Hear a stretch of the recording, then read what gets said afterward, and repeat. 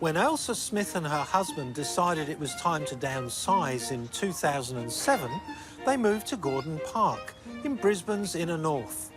The house took up most of the 300 square metre block, and Ailsa wanted to make the most of the space that was left for a garden. She enlisted the help of garden designer Phillip O'Malley. He came up with a surprising idea, a cloister garden. Simplicity, and it is incredible how that fitted in, didn't it? It did. Yeah. It worked perfectly. Traditional European cloister gardens are designed to be walled sanctuaries for prayer and contemplation by religious communities. Key features are formality and strong geometric lines. They often have a central fountain and are best viewed from a high point. Except for the walls, Phillip's contemporary design has adopted all these features. Initially, we had to just level up the land, which is important to get kind of a formal garden, and then it just happened to allow all these concentric circles. But it's also above the road. You're also looking from a beautiful two-storey Queenslander, which gives you an even better vista, and you're kind of looking out over, you know, the suburbs of Brisbane, but particularly when you're upstairs, it's got that parterre vista down onto the garden, which gives you layers across on an angle, but very different in its experience than being on the ground.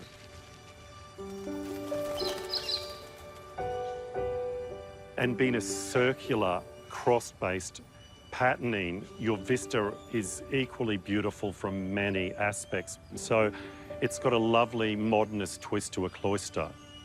As a spiritual garden, I think that's a term that can put a lot of people get a bit spooky with that, but to me a spiritual garden is like a heart garden.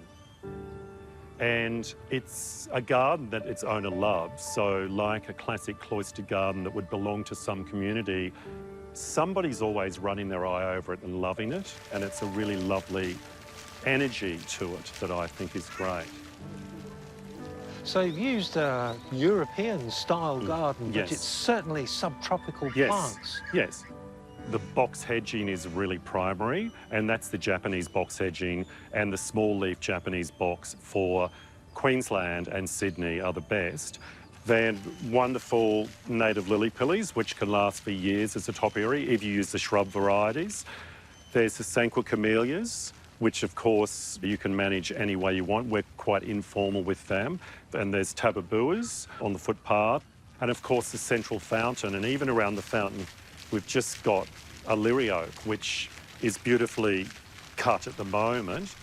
There's diplodenias or mandevillas in the tubs, so many layers and lots of room also for Ailsa, the wonderful owner, to have her special plants within.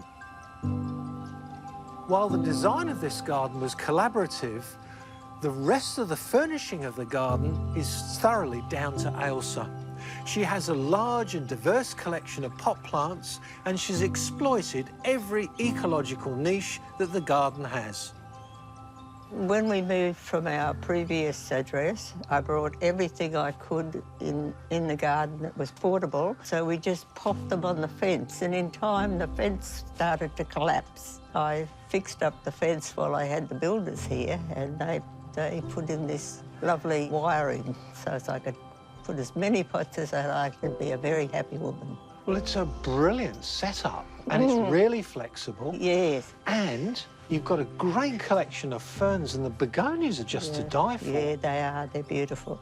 It's a joy to behold. Oh, thank you, Jerry. It's a secret garden. Yes, it is. Yes. I love to just admire and just touch the plants and see the different shades and the different lights, and they almost talk to you, don't they?